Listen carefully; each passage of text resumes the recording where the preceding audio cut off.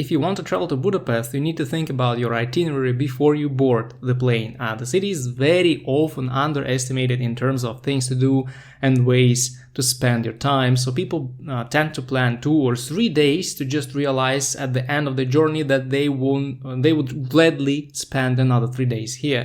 So to cut a long story short, it doesn't make sense to go to Budapest for anything shorter than 3 full days. Now, I wouldn't include the day when you arrive unless you arrive very early. And also the departure day is often very short, since you need to check out of the hotel sometimes at 11 a.m. and it makes the day a little nervous. So planning 5 calendar days for your trip seems like a good idea. Given that Budapest is the old capital city of a big empire, it makes sense to spend 1 day with a guided tour. When I was in Budapest the first time, I chose a bus tour since it allows you to visit several iconic places and spend about 4 or 5 hours on that.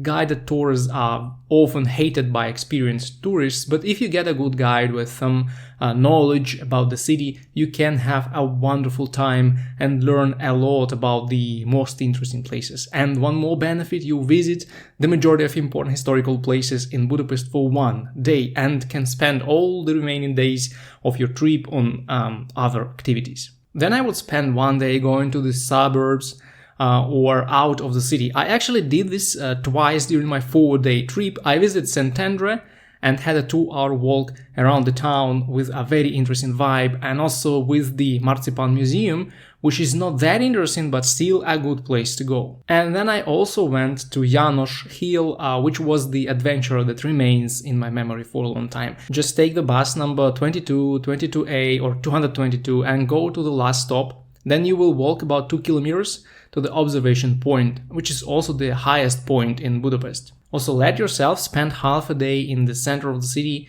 just walk around the Váci street, have a good meal in one of the iconic restaurants, speak to some locals.